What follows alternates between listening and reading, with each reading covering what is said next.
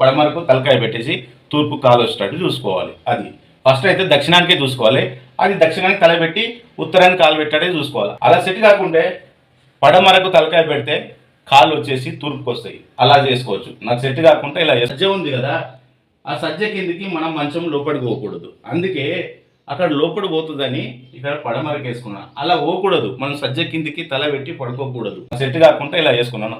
అయితే ముఖ్యమైన విషయం ఏమిటంటే అలా మంచం వేసుకున్నప్పుడు ఇక్కడ చూడండి, ఇది ఉత్తరానికి కుల్లా జాగా ఉంది. ఇగో ఇక్కడ వచ్చేసి తూర్పుకు జాగా వచ్చింది.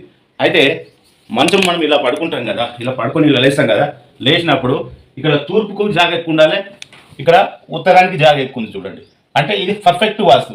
మనం పొద్దు లేవగానే ఇట్లా లేవగానే ఉత్తరాని ముఖం చూస్తున్నాం, ఇక్కడ తూర్పుకు చూస్తున్నాం. కుల్లా ప్లేస్ కుల్లా ఉంది జాగా. చూడండి, తూర్పుకు జాగా కుల్లా ఉంది, ఇక్కడ ఉత్తరానికి కుల్లా ఉంది. ఇది పర్ఫెక్ట్ వాస్తు.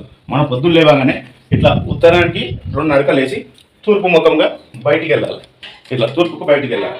ఇది పర్ఫెక్ట్ వాస్తు ఈ బెడ్రూమ్లో. ఇది నా bedroom. Okay, thank you so much.